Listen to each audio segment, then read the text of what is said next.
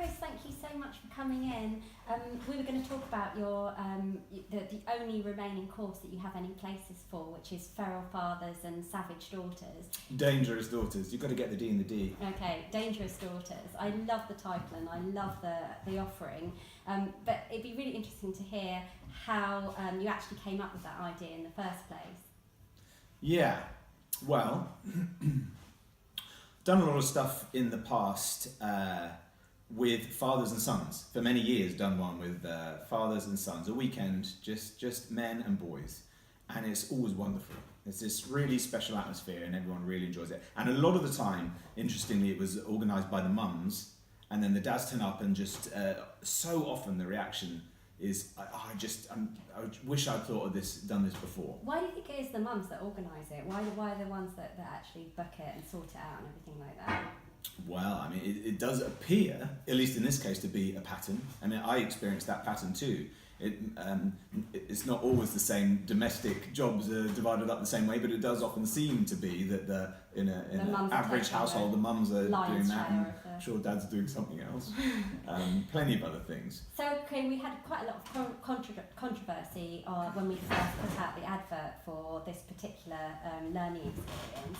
We had dozens and dozens of comments from predominantly women that were sort of saying that we had a inclusivity issue here. That why were you offering something that was just for fathers and daughters and not for any parent of any gender and any child of any gender? So why did you do that?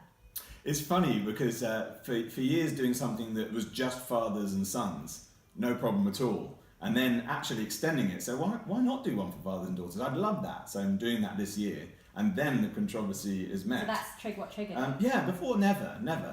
Interesting. I mean, read into that what you want. It was just very normal for fathers and sons to go off into the woods. I mean, not question it. So you widened your provision? Yeah, no, I widened it, yeah. And then you got the criticism? Yeah, but from probably just a small niche of people, I suppose. But and I can understand if a household doesn't have a father and then sees something which is offered for fathers and daughters, can feel excluded from it. Because I'm not doing something for mothers and daughters or mothers and sons.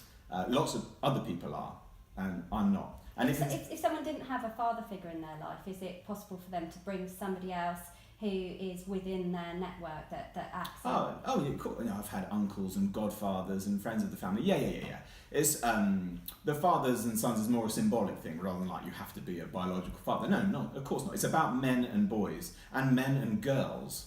And which are two of various permutations, but if there's an occasion for each of those, then this is that occasion. It's a wonderful occasion to have men and boys. And I don't think I've ever been in a situation for a protracted amount of time where there's just an environment of men and girls. No, I've never been in that. And that for me is I'm really looking forward to it. It'll be fascinating. I'm not trying to scientifically study it while I'm at it. I'm just really looking forward to enjoying the dynamic that will be there, of men being there, turning up completely there.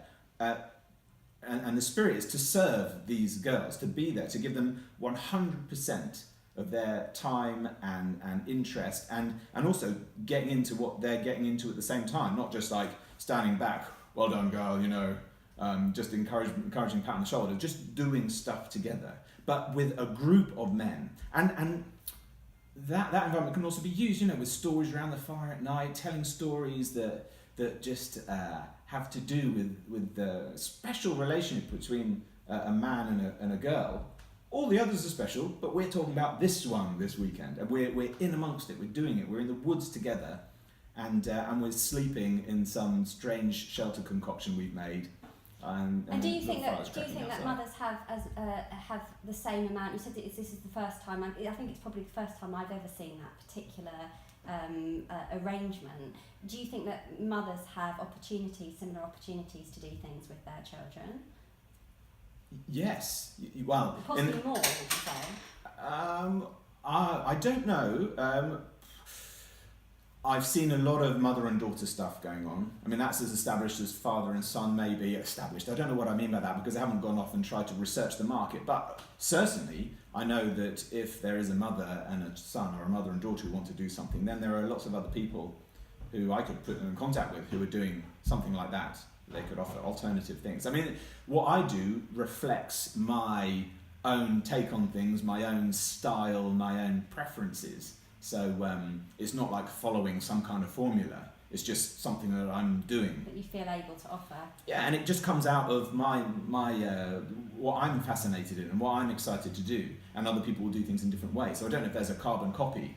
Well, there wouldn't, because I think some of the comments that we saw on Facebook were women thinking that if you put girl children in this scenario where they're in an outdoor environment with a man, you are de facto saying that this is the appropriate environment for a man. It's only a man that can make a camp and make a fire and run around with knives. And so somehow you were sending these signals to a girl where she's already sort of imbued with these signals around her all the time, everywhere. Would you say that was fair, or?